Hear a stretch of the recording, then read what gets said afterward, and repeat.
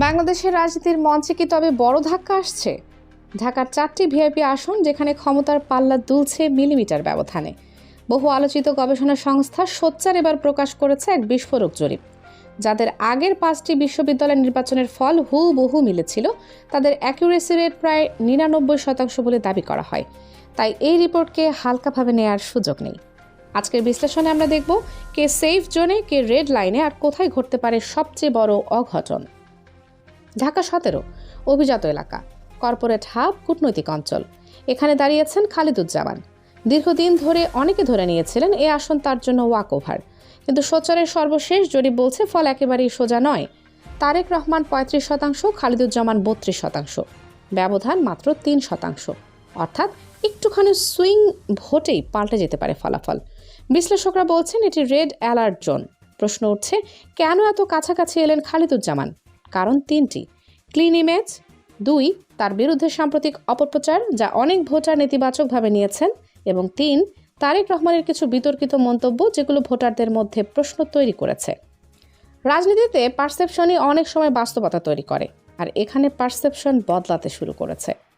ঢাকা 15 আসনে চিত্র ভিন্ন।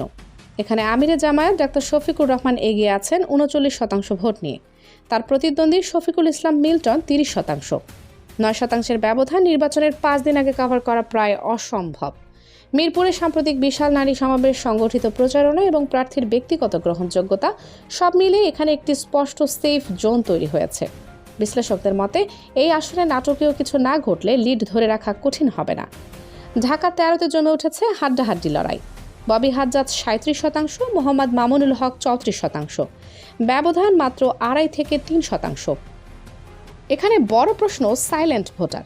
অনেক রক্ষণশীল বা মাদ্রাসা ব্যাকগ্রাউন্ডের ভোটার জরিপে মত দিতে চান না, কিন্তু ভোটের দিন তারা নীরবে ব্যালটে ঝড় তোলেন। তাই 34% আসলে কতটা 34? এটা কি বাস্তবে 38 থেকে 40 হতে পারে? রাজনীতির অঙ্কে এই ফ্যাক্টরটাই গেম চেঞ্জার হতে পারে। ঢাকা 11 আসনে এগিয়ে আছেন নাহিদ ইসলাম 41%, প্রতিদ্বন্দ্বী এম এ কাইয়ুম 37%। এই আসনে বড় ফ্যাক্টর তরুণ ভোটার। জুলাই আন্দোলনের পর তরুণদের মধ্যে নতুন নেতৃত্বের প্রতি ঝোঁক স্পষ্ট। পুরনো রাজনীতির মুখগুলো তাদের কাছে ততটা আবেদন তৈরি করতে পারছে না। সোচ্চার 2টি প্রশ্ন করেছিল: 1, আপনি কাকে ভোট দেবেন? 2, আপনার ধারণা কে জিতবে? এখানেই পার্থক্য। অনেকেই মনে করেন বিএনপি জিতবে, কারণ তারা ঐতিহাসিকভাবে বড় দল। কিন্তু ভোট দেওয়ার প্রশ্নে অনেকে ভিন্ন পছন্দ করেছেন। এটাই পারসেপশন বনাম রিয়েল ভোট। তবে জরিপের একটি সীমাবদ্ধতা আছে। রক্ষণশীল ভোটারদের কম অংশগ্রহণ, এই ফ্যাক্টর বাস্তব ফলাফলে প্রভাব ফেলতে পারে। সবচেয়ে আলোচিত প্রশ্ন, কি নিরাপদ? 3% সুইং মানে ফল উল্টে যেতে পারে। ঢাকার মতো এলিট আসনে যদি চমক ঘটে, সেটি হবে সাম্প্রতিক রাজনৈতিক ইতিহাসের বড় ঘটনা। আগামী কয়েকদিন তাই অত্যন্ত গুরুত্বপূর্ণ। ছোট ভুল বার্তা বা নেতিবাচক প্রচারণা সবকিছুই প্রভাব ফেলতে পারে। সাধারণ ভোটার এখন 2 বড় দলের বাইরে বিকল্প খুঁজছে, এমন কথাও শোনা যাচ্ছে মাঠে। কেউ বলছেন স্থিতিশীলতা চাই, কেউ বলছেন নতুন সিস্টেম দরকার। রাজনীতির ভাষায় এটি মুড অব দ্য নেশন। 12 ফেব্রুয়ারি ভোট কেন্দ্রে যাবেন যখন, ব্যালটের দিকে তাকিয়ে ভাববেন আপনার সিদ্ধান্ত কি স্থিতিশীলতা আনবে নাকি অনিশ্চয়তা। ঢাকার 4 ভিআইপি আসনের অঙ্ক বলছে খেলা এখনও বাকি। সেফ জোন আছে, রেড লাইন আছে, আর আছে সম্ভাব্য অঘটনের ইঙ্গিত।